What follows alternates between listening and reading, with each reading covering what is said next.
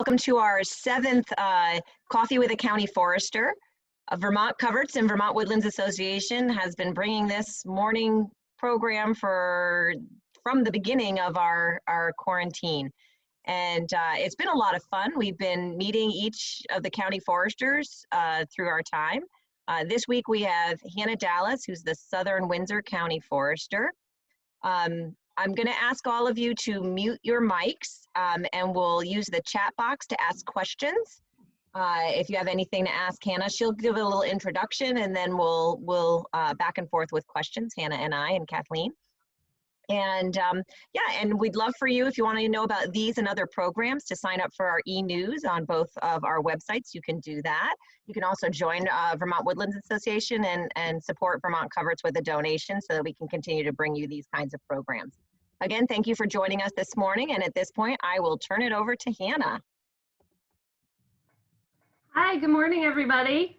I am the Southern Windsor County Forester. So I cover, the biggest county in Vermont. So there's a lot of landowners in this county. So I cover half the county, which is a little bit unique. Most county foresters cover an entire county. But I administer the current use program, which most of you probably know about, but it's a program in Vermont where landowners that have 25 acres or more of forest land, they can enroll their land and get a tax break and keep that land as a large contiguous forest block rather than feeling some pressure from development and feeling maybe they can't afford the taxes if they kept it as one large block. So if they're in the program, they have to follow management guidelines and standards of management. And I oversee that and really help to teach landowners what they can do to do good forest management and just be a resource to those landowners, and work with consulting foresters to do good management on the ground. I've been in this position for about a year and a half, but I was with Forest Parks and Rec for about 2 years before that, working with the NRCS program. So I did a lot of work with helping private landowners do invasive work, plan invasive work on their property to get funding for that through NRCS, as well as some habitat improvement work, patch cuts, mass tree release, and then some timber stand improvement work. So doing things before it was commercial, doing a lot of TSI, timber stand improvement, to better their forests and kind of set them up for a successful future in managing their forests. So I'm pretty familiar with invasives. It's a popular topic, and I carried that through to my county forester work, and I'm pretty passionate about invasive species control and also doing TSI work. So doing work that's pre-commercial and setting yourself up for success in the future. It's a little bit of my background. Along with the UVA administration of the program, I also do education programs, kind of like these, although usually they're in person. I've been doing a lot of emerald ash borer talks for some of the towns, and hopefully we can continue those this summer. It's kind of encroaching on our borders, and we're finding emerald ash borer in new places, and so we want to keep that on people's minds, even though the pandemic is like a human impact. We still don't want to forget about the forest impacts that we're dealing with. So I'm hoping we can continue some of those emerald ash borer talks and keep people thinking about managing for emerald ash borer coming up. I guess that's my introduction, and if anybody's got questions, I'm happy to answer them.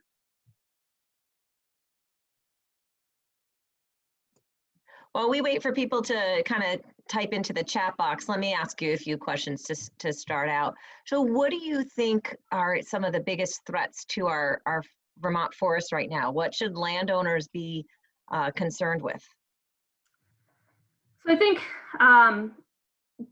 invasive pests of all types is kind of the biggest concern, I would say. It really threatens each invasive threatens a different kind of aspect of the environment, but we have the invasive insects like emerald ash borer that, and like hemlock woolly adelgid, that threaten our forests and are attacking a lot of trees all at once. And so we could lose species or see them greatly diminished if we don't kind of take preemptive actions and try to shore those up, trying to do good management. And invasive plants threaten other aspects of the forest and species, and have really a big trickle down effect on what they're impacting. So anything from soil pH and soil composition, and therefore other species that will grow in that area, to light on the forest floor. And like now we're seeing ephemerals coming out, spring ephemerals. But if they don't have the sunlight because they're being overshadowed by invasives, then we're going to lose those. So species diversity is being affected.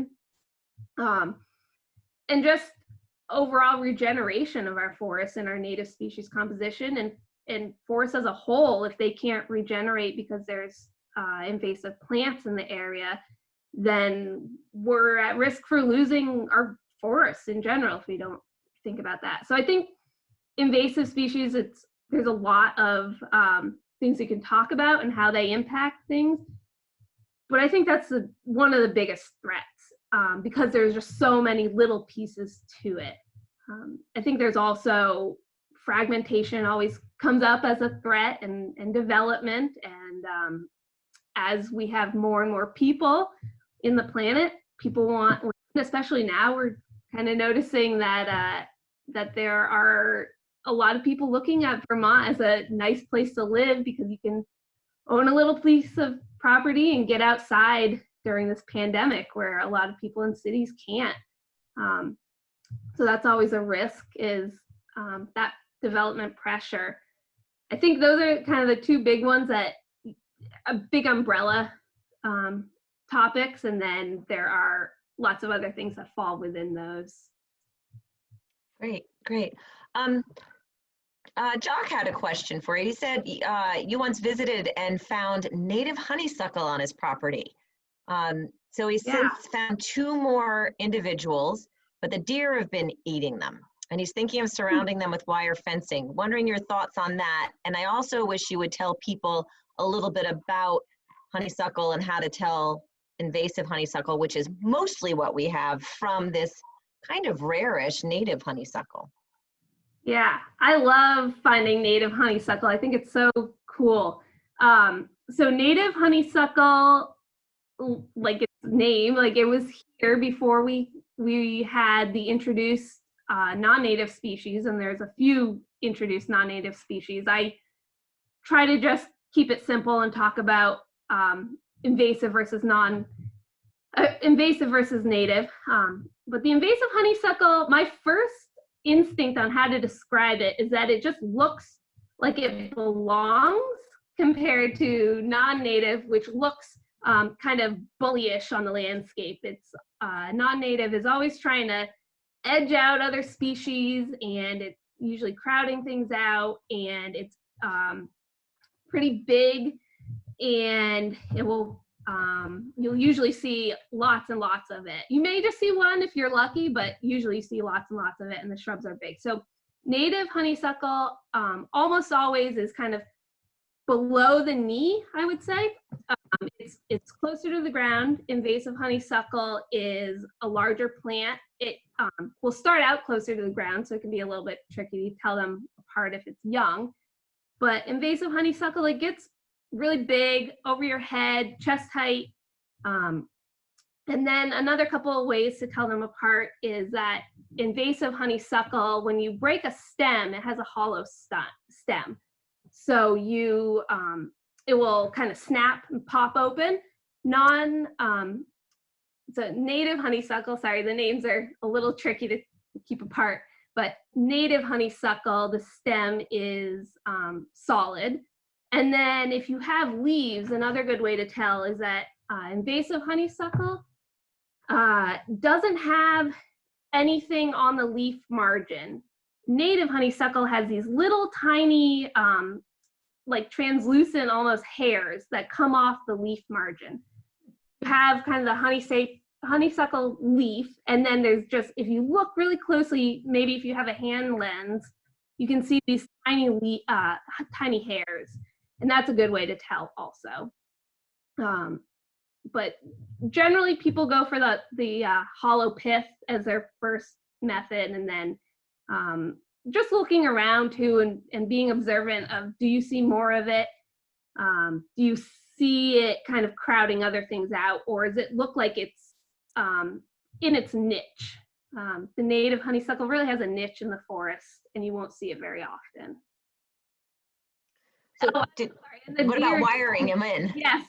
Yeah, I think if you have cool species and you want to protect them and you're noticing deer pressure on them, go for it. It's not necessarily reasonable to do that everywhere on the landscape, but on your own property, absolutely. Protect that, and I think it's wonderful. Okay, great. Judy wants to know, she said she was on a conversation with a county forester a few weeks ago, and someone mentioned witch's broom in connection with ash trees. And the answer was, you don't worry about witch's broom with ash trees, but you worry about them in your blueberries. So she said she noticed witch's broom in her blueberries, but didn't do anything. And should she do something? And if so, what? Yeah, so witch's broom is a mutation where you get a lot of buds that explode out of like one spot on a twig. And for blueberries, you worry about it because those areas aren't going to produce. It's not a very strong branch, and you're not going to get blueberries off of those areas. So cutting it out, getting rid of it, it takes up a lot of space. Getting it out of there, any sort of like disease or mutation you want to get out of your blueberries, especially, or any fruit trees. In ash trees, we do worry about it because it is one of the signs of emerald ash borer. So it's a reaction to stress in ash trees, and you can get a lot of growth in one area, and it's because the emerald ash borer is restricting growth in another area of the tree, and it's being stressed. So definitely interesting when you see it, especially in ash trees, because we've got all eyes on ash trees right now, looking for signs for emerald ash borer. But they also, you'll see them in lots of trees too. So it is kind of on the landscape, and as a whole, we don't really worry about it. But when we're looking for signs for emerald ash borer, or if you're trying to grow blueberries, you might be concerned about witch's broom. Great.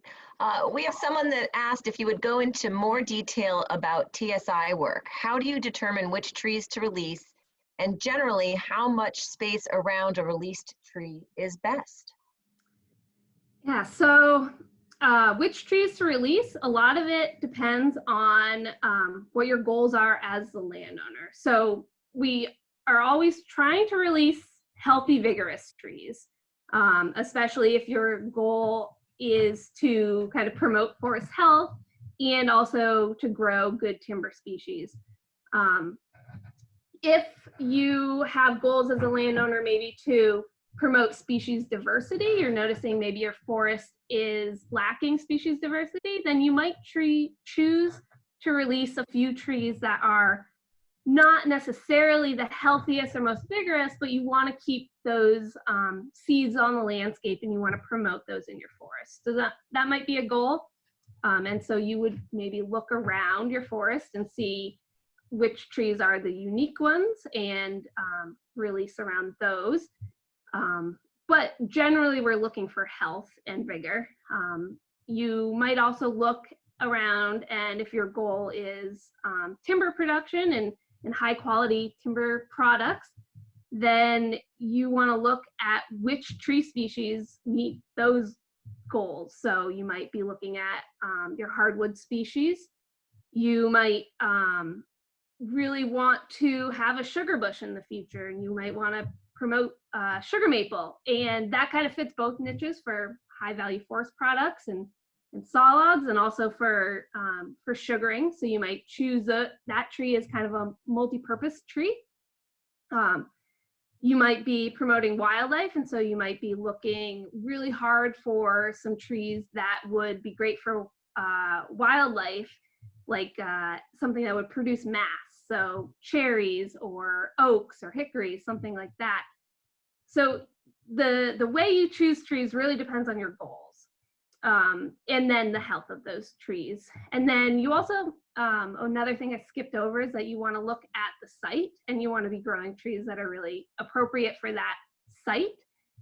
So that can be a little tricky to like an untrained eye, and that's where it might be great to have a forester on your property to help you through that, because the trees that are growing there at that point in time might not be the exact trees that should be there. Like a lot of times white pine will come into a site really early on, and that might not be the best tree suited for that site. So you might want to select against that to promote other trees like hardwoods that might be better on that site. So it's a lot of information, but you want to look at, I think health is the number one. A lot of people can kind of tell what a healthy looking tree looks like.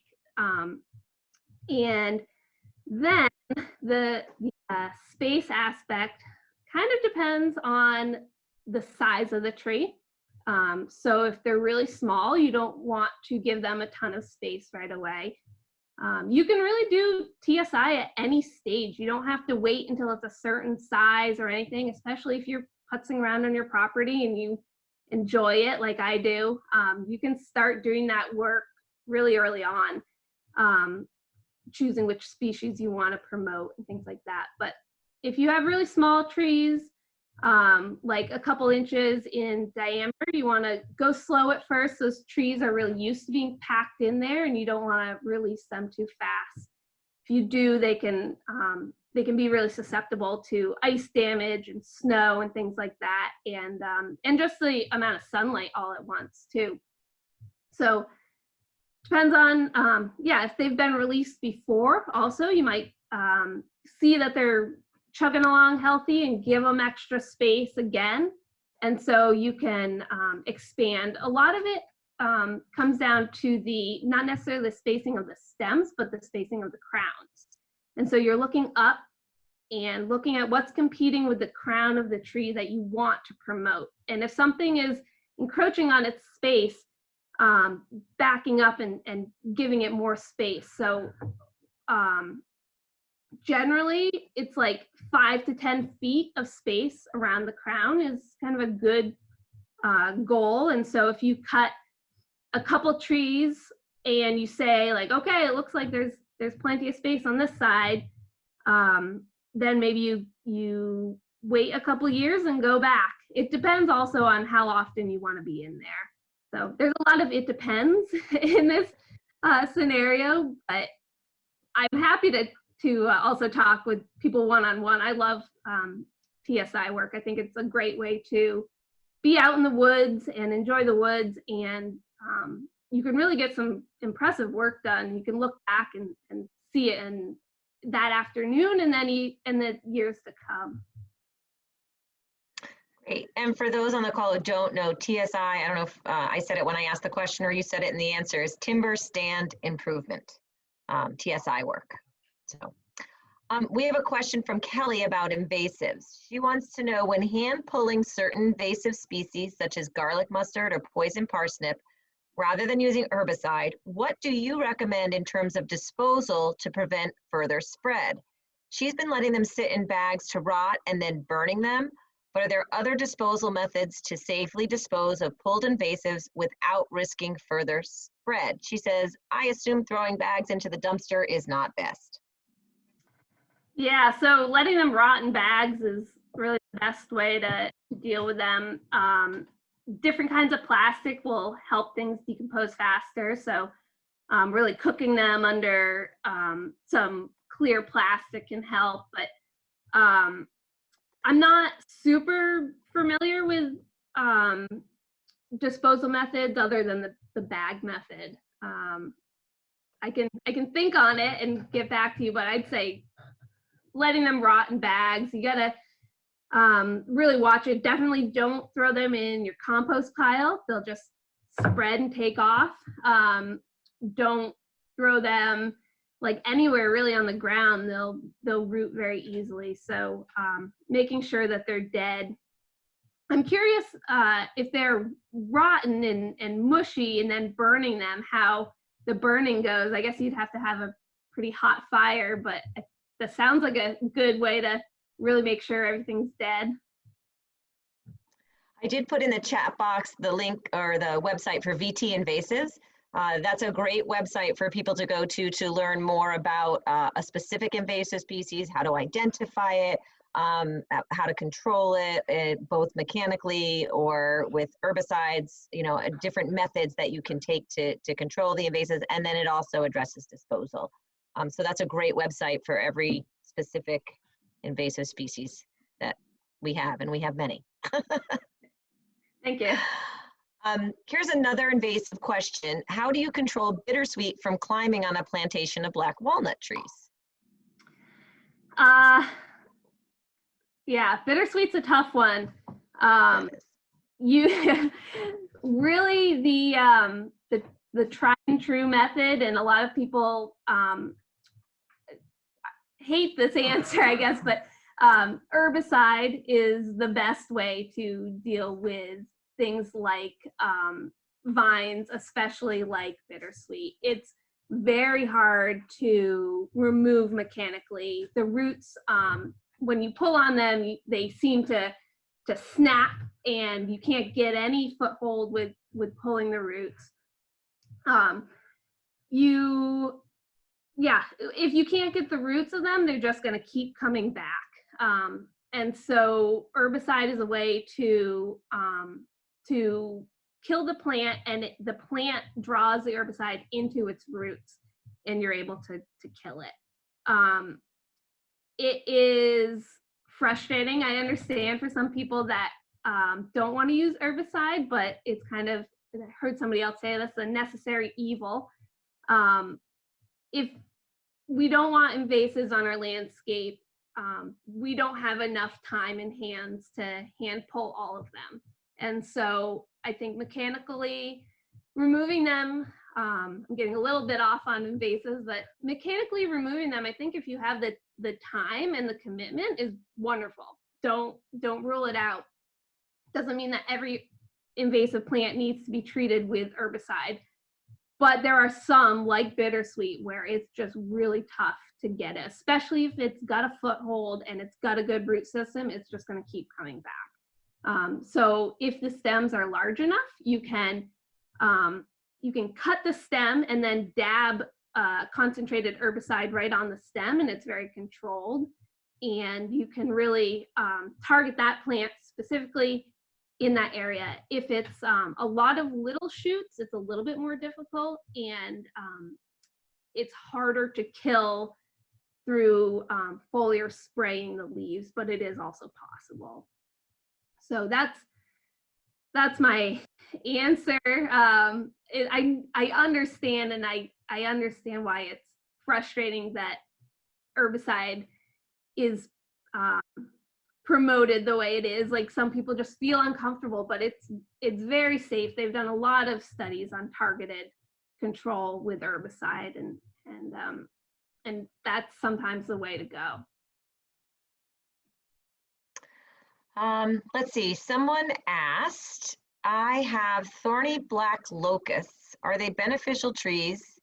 And what does that say about my land?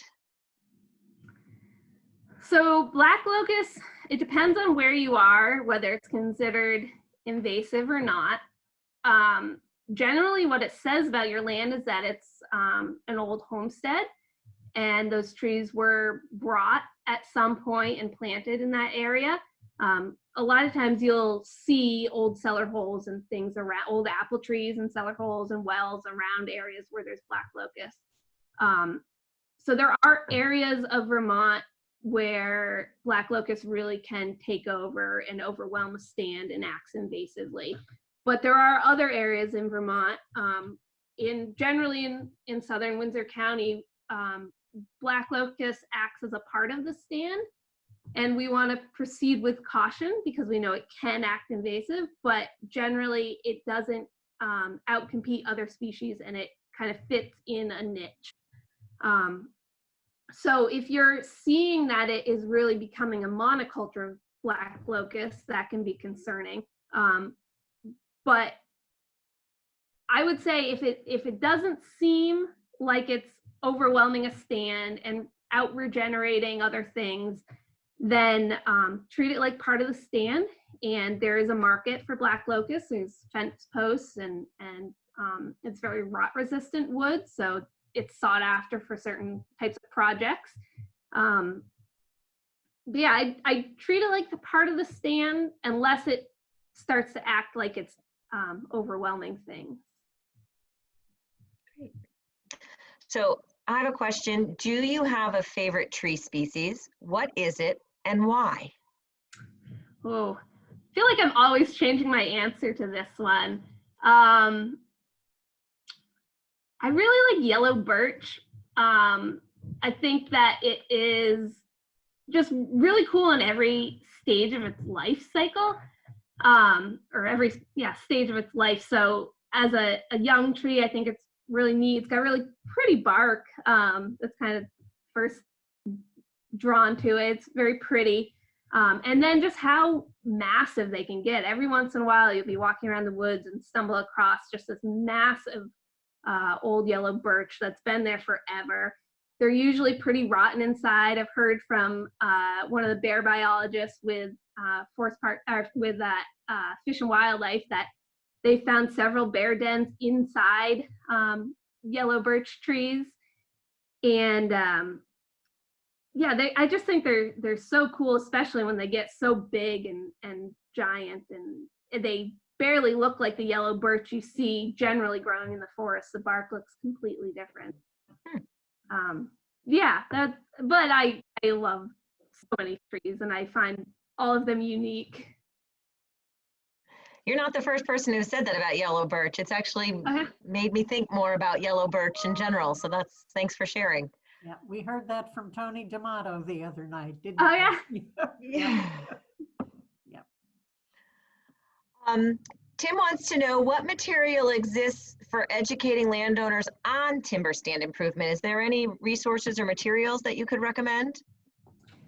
Yeah, let's see, I can't think of anything right off the top of my head, but I know I have a bunch of them and I will dig around. Is there a place I could post them or something like that? We could probably post them on the YouTube and then I can share them. Okay. Yeah, I know the one that immediately comes to mind is the one that I used with NRCS. And that has some basic information. Then there's some guides on crop tree release specifically. So there are you'll hear foresters talk about timber stand improvement in some different categories, and it gets a little bit into the weeds of just jargon and what we call things. But crop tree release is when you're really focused on individual trees and giving those individual trees some room. And yeah, there's a guide here that Northern Research Station put out that I can share with people.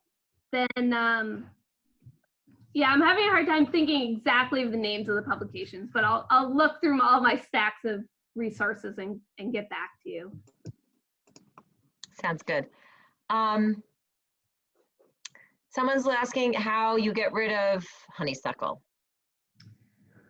So honeysuckle responds to foliar spray of herbicide really well. It's fairly easy to kill. It's prolific on the landscape, but it's actually one that's not that hard to control when you can identify it and start to control that on your property.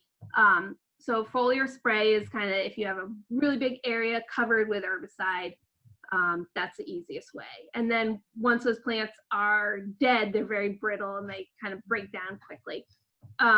If you have a few small plants, then you can pull them. You want to make sure you get the root, and you always want to make sure that you are keeping an eye on those areas where you first found those plants. So marking them in some way. You can pull them. It's easiest to pull plants when the soil is moist. So after rain or this time of year or in the fall when we kind of get our fall mud season, you can pull plants easier. Pulling plants is great if you just have a few and you go across them, but you want to make sure you're rechecking those areas. You can't assume that you've got them all, and there's always seeds.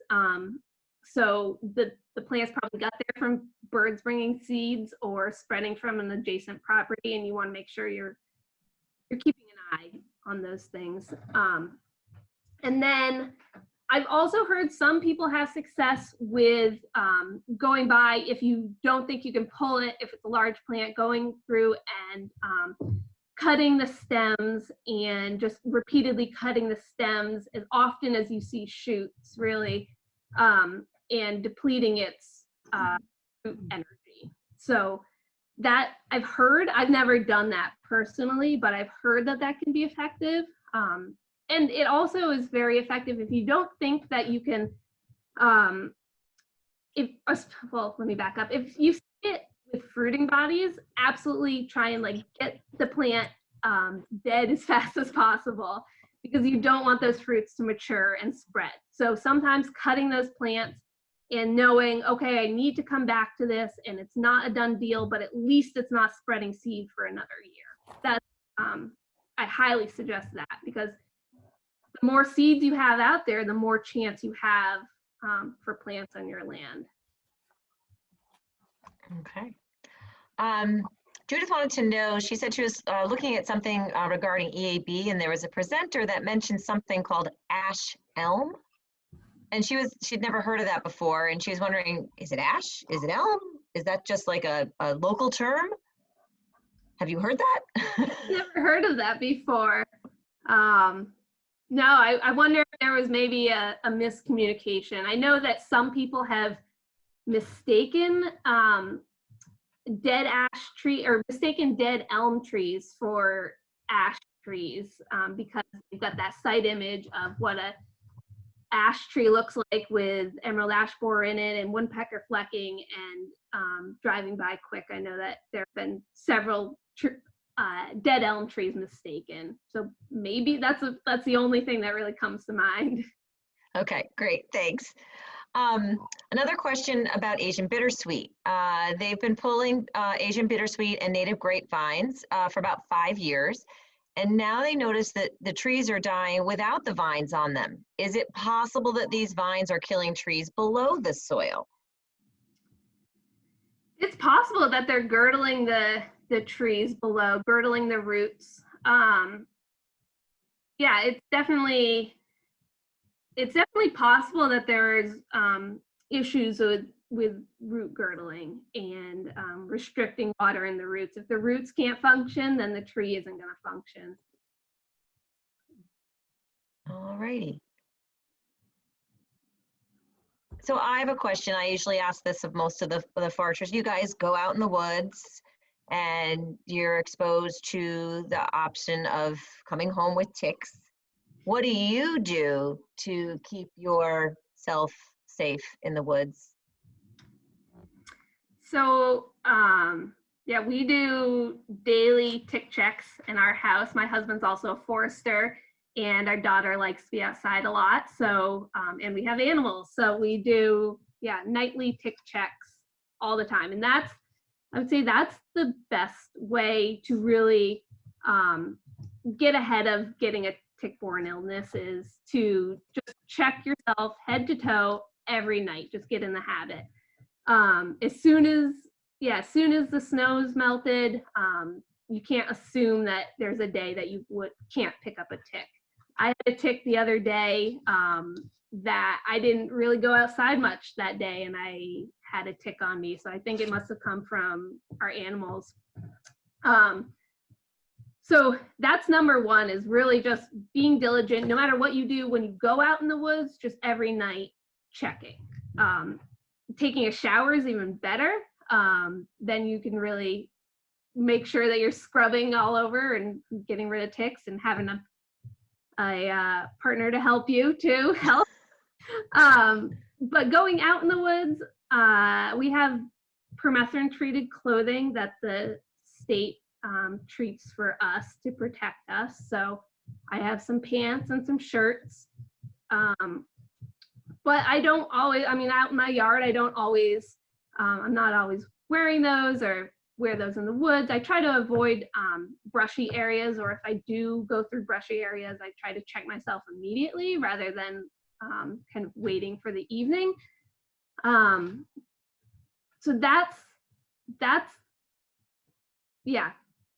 Permethrin treated clothing helps a lot, but I would say for me, no matter what, it's just checking at the end of the day, every day. Because yeah, sometimes I go out in my yard in a t-shirt and I'm not wearing permethrin because I just go out, and you can pick up ticks anytime. You can pick up ticks just walking through your yard. The woods have more if you're going through brush, but you just need to be diligent about checking all the time. Great, thanks. So if I have property and I want to put trails on my property, how can I do so responsibly? What do I need to think about? Yes. So lots of people want to recreate on their property. That makes sense, right? So you can, first of all, consider like, where is the water on your property? I would say thinking about that in conjunction with like, where do you want to go when you want to put trails on your property? Do you want to go to a water feature? Do you want to walk the perimeter of your property? Do you want to walk through the middle? Do you have a certain stand you want to go to? But knowing where the water is and where those wet areas are will help you plan out the best way to kind of navigate with those water features and to impact them the least. Because that's a lot of what we're concerned about when we have trails through the forest, is water quality and soil erosion. And then, yeah, so keeping an eye on like where those water features are and how you might cross those or avoid them altogether, or if you have a wet area, how you might go around it or through it. And then maybe looking at what you have for existing infrastructure. So maybe they're really old roads, maybe it's really recent, you just had some logging done, but looking at what's there and working with that if it was done responsibly, put in responsibly, or maybe not working with those areas if it wasn't done responsibly. So if it goes straight up a hillside and you already see that soil is eroding in those areas, then you probably don't want to keep using those trails. You want to find another way, maybe put some switchbacks in. I think another piece of this that I skipped right over, but did a talk not too long before the pandemic, was that it depends on what you want to do for recreation. So if you want to mountain bike, or you want to walk, or if you want to snowshoe or ski, or go with your horse or something, you're going to have different trail needs. And so keeping those in mind the whole time when you're building some trails, what your needs are as the recreator. So those are kind of important things to keep in mind. And then trail density is also important. So you want to be able to enjoy your property, but if you have a lot of trails, then things that are already on your property, like wildlife, might not be able to use it the same way. So keeping the density down and keeping other things in mind when you're out there is important too. Having a map of your property and having the contours on your map can be really helpful. Other programs like maybe Avenza Maps, where you can put a map of your property on your iPhone and take that out in the woods with you, and maybe start to plan out some routes and then take it back and sit with it for a little bit, can be really helpful. I would say if you're looking to put new trails in, the best thing to do is not do the cutting and the planning at the same time. back up a little bit, think about it, maybe lay some flags out and look at your route, and then maybe go out there just after it rained, look at the route again, see if that still makes sense. Because water, when we talk about trails, is a really big issue. So you don't want water on your trail, and you don't want to be mucking up the water. Is that answering question? Is the question? Yeah, no, I think so. And I love the idea about water, putting in water bars to make sure. I've been in the woods with Keith Thompson, and, I learned to slow the water, spread the water, and sink the water. Yes. So those are the things you want to do: get it off your trail, get it spread into disperse it, and then get it to sink into the ground. So I found that to be an interesting, I remember my 3 S's. Yeah, water's really important for trails, both like for the water and protecting the water, but also protecting your trails. You don't want to put in all this work and then have a big rainstorm and have your trail washed out and have all the soil gone. That's not good for your trail either, and all the time you put into it. But yeah, also just having a forester out with you. If you already have a forester around, they can help give you some pointers when they're out there. Just kind of look at this, maybe you want to avoid this area, and do some preliminary planning is always helpful too.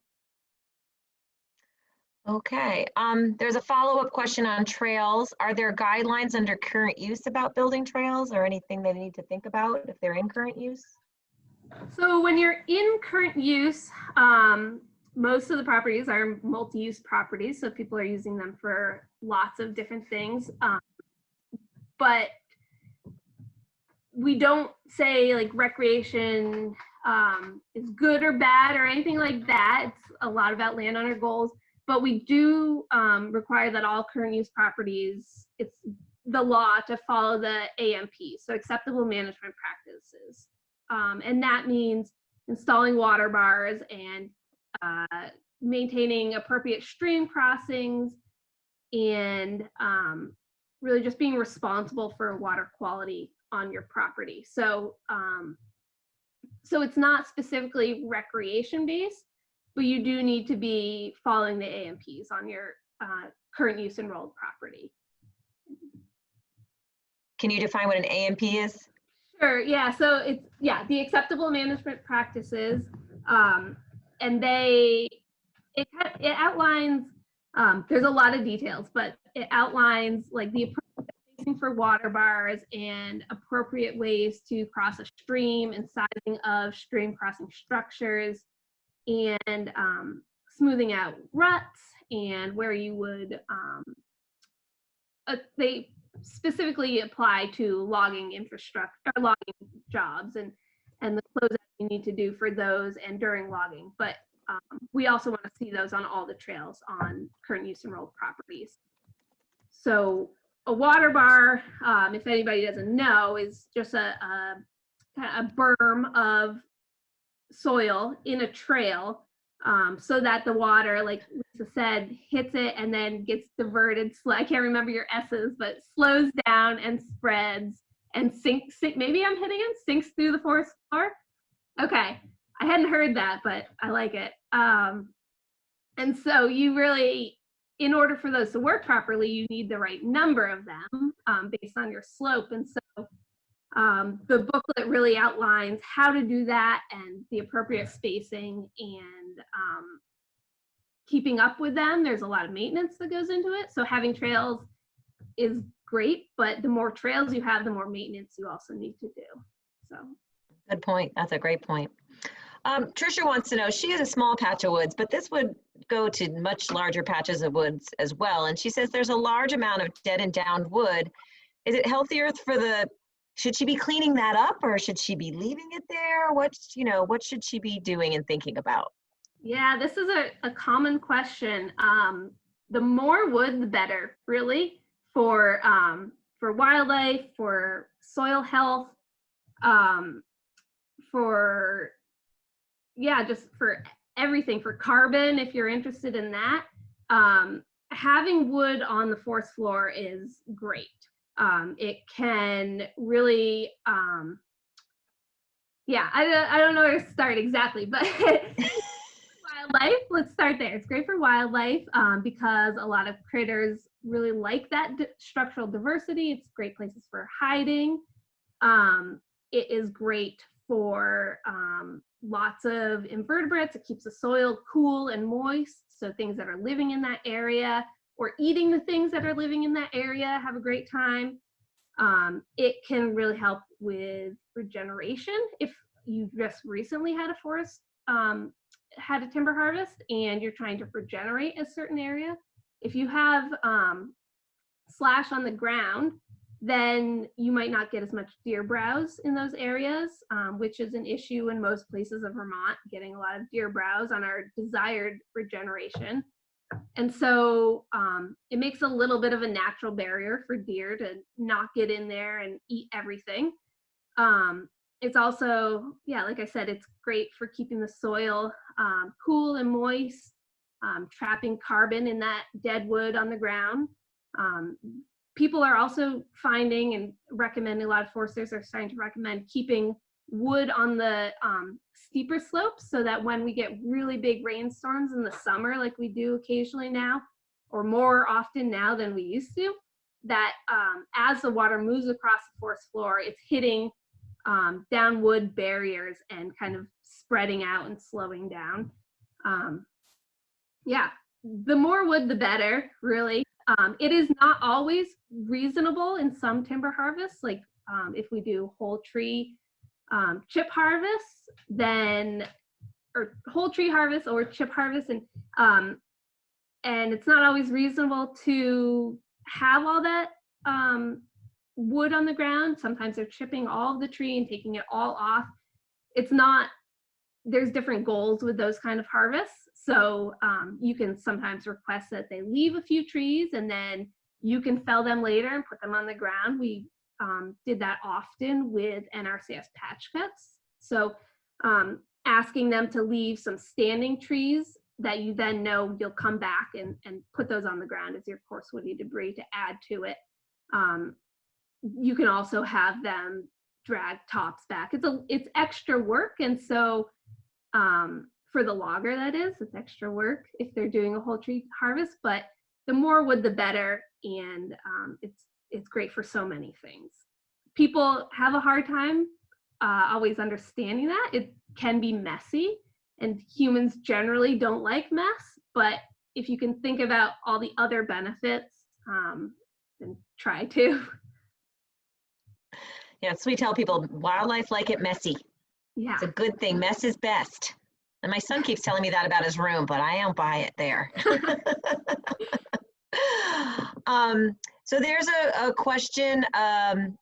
If landowners are deciding to cut ash because of EAB and want to replant other trees, do you have any recommendations for trees or other plants to prevent the potential of invasives coming into the open area? And my question is a follow-up, should they be cutting all their ash trees? So not cutting all of them. We recognize that if you have been growing those ash trees in your forest land as an economic, for economic reasons, you know, you have been growing timber and you've been kind of counting on those trees and you're looking at now the potential of those trees being infested, we recognize that you may be looking to cut them and get your economic value out of them, but that doesn't mean you should be cutting every ash tree. So we need ash on our landscape as emerald ash borer comes through to have the species available to see what sort of resistance there is. We don't know exactly, because if we cut all of the trees, then we won't know what we may have had or may have missed out on for resistance. We've done this with other species. There are very few chestnuts on our landscape because they were really cut as soon as chestnut blight came through. People kind of panicked and cut a lot of those trees, and now we're finding that there's some resistance in that population. You also want to have ash on the landscape so that you can regenerate ash. If you don't have any trees, then you're not going to regenerate ash, and we're not going to have it in the future when there might be biocontrols, or when we might see more resistance or something. So yeah, don't cut all your ash trees. We recognize that you may be wanting to cut some, and that's fine. I'm forgetting the second part of the question though. What should they be seeding something or planting something in its place? So if you want to regenerate ash, then it's important to make larger openings, because ash needs a lot of sunlight to grow, especially when it's young. Well, when it's a little tiny seedling, it needs not that much light, but then in order to really get that ash to stay on the landscape and take hold, it needs, the numbers of about a 1/4 acre per ash tree is what the amount of sunlight that it needs. So if you want to regenerate ash and kind of promote it on your landscape, then you need to have mature ash casting seed. And there are male and female ash, so that's another complicating factor. You need to leave enough ash, or you need to sex them before you cut them. So doing that in the fall when they have seed, so that you can promote ash on the landscape. So cutting large enough holes if you want to get ash. And then if you're thinking, maybe I don't want just ash because you're a little bit worried, and species diversity is always a great thing. If you're really interested in planting, I would first look around, see what species are in that area, maybe do some reading and see what species generally grow in that area. So if you're cutting ash out of a northern hardwood forest, you can look up some northern hardwood forest and the woodlands, wildlands. Sorry, am I getting my books? I can't remember. Wetland, woodland, wildland. Thank you. I knew I missed one. Wetland, woodland, wildland has great lists of species and great write-ups on different natural communities. You can do some research and see what might be growing in that area, even if it isn't, and plant those things. When we plant, it's pretty important in most areas, especially in southern Windsor, to protect those from deer. So seedlings aren't cheap when you buy them, and if you're going to plant them and put in all the time to plant them, generally we want to protect them. So you're also thinking about some sort of deer exclusion, I'm sorry, and or tubes on those trees. So I don't have an exact list. I would say look around first, and then see what's there. You don't want to plant anything that is wildly different. You don't want to plant anything that could potentially become an invasive. But we also are looking at, as the climate changes, we can look at species that are maybe a little bit more south and plant those on the landscape, because we can assume that with climate change, those will do better. So red oak's a popular one that people are starting to plant now in more, just slightly out of their range, or in their range, but where they aren't always growing, and seeing them take off and really get a foothold, because we assume that they're going to do better with climate change predictions. Interesting. Great, thank you.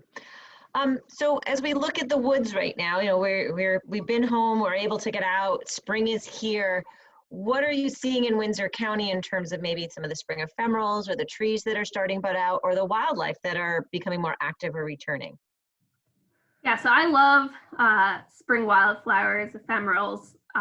My great-grandmother was a wildflower enthusiast, so that's the first thing I key in on is wildflowers. I saw, yesterday we went for a walk, I saw blue cohosh, and I actually saw something unique. I saw I believe it was a red trillium that was white. It had a red, it had all the characteristics of a red trillium, except that it was petals were white. So that was really unique. I took a picture. I'll have to send that out. I'll attach it and see if anybody knows. I didn't see any of the painted trillium out, so I'm pretty sure it wasn't that. But I've never seen this before. I saw some bloodroot not too long ago. I saw, what else? Oh, we picked some fiddleheads the other day. That's exciting. We saw some ramps also. We made a dinner of ramps and fiddleheads. And let's see, what other ephemerals am I seeing? I saw some spring beauty.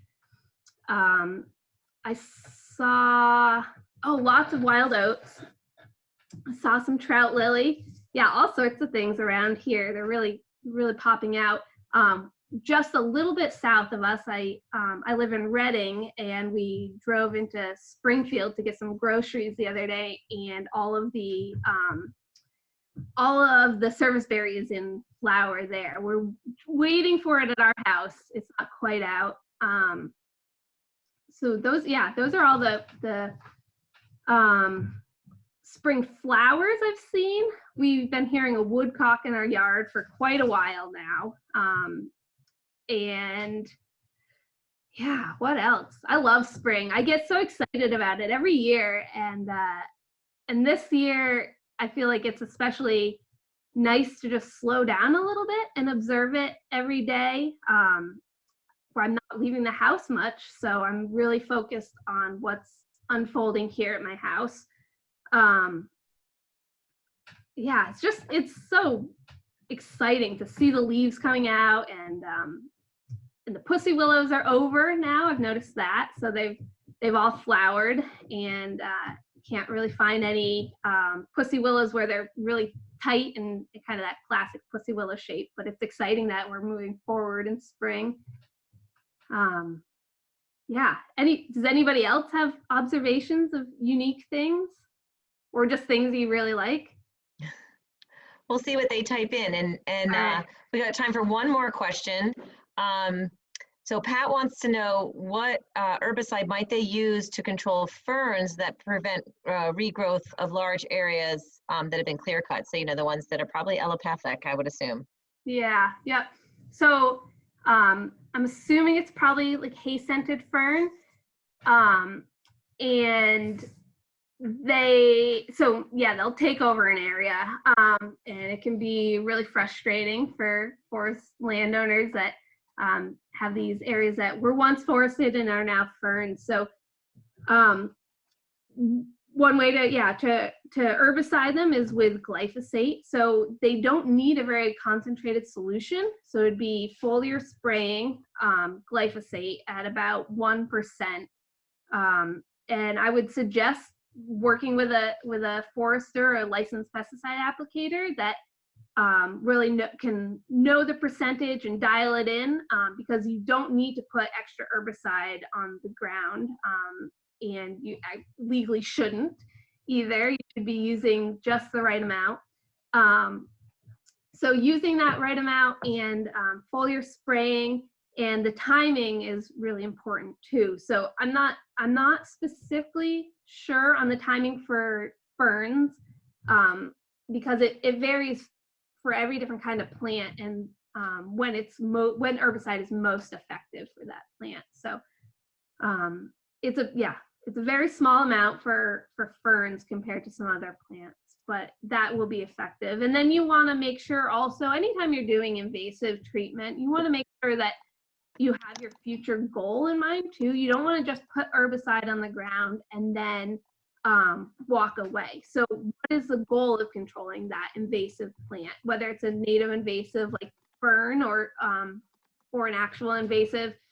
You want to be able to say, I'm doing this because I want to maybe regenerate that area to trees, or I want to promote species diversity or native species. And so taking the kind of extra step beyond just controlling the invasive. And if you want to regenerate that area to natural, to native regeneration, then maybe you're also doing that in conjunction with a timber harvest or planting in that area once the fern's dead, something to really make a step towards your overall goal of controlling that invasive. I've heard that word a lot today, goals. It's the landowner's goals and objectives for their property. So what do they want to see? What do they want to get out of it? And then working with a forester to reach those goals. So that's a big takeaway, I think, today. So thank you. Yeah, We've thank you reached for the end of our summarizing. hour. Do you have anything you want to add, Hannah? I'd say just get outside. I think this, we have an opportunity, like there isn't a whole lot we can say that's beneficial about this pandemic, except that we have maybe some more time to slow down and look at things and observe and really just feel connected to our space around us. I think most people, I'm making an assumption, but most people probably on the call have some land they can get out on and observe. And I'd say just seize that opportunity and get outside and enjoy spring in a way maybe you haven't had the chance to. Great, thank you so much. We've really enjoyed bringing these Coffee with the County Forester to everybody. We have another one scheduled for next Friday with Hannah's counterpart for the northern half of Windsor County and Orange County, AJ Folensby. We have a number of other programs that are coming up. You can join our e-newses, as I mentioned. I put Hannah's email in the chat box. I know Kathleen has an exciting program coming up on the 19th with Mike Wojciech, who's the author of Bark, so watch for that as well. And again, VWA and Vermont Coverage, thanks you for joining us. Kathleen, do you want to add anything? No, I think I'm good, Lisa. Thanks for all your information and knowledge there, Hannah. It's been great. We all learn something new every week. This has just been an exciting adventure. I hope we can keep it going. All right, Thank thank you. you all. Have a great weekend. Get outside and enjoy your woods. Oh, and happy Mother's Day. Ah, That's right. and you. Yeah. Bye, everyone. Thanks, Hannah.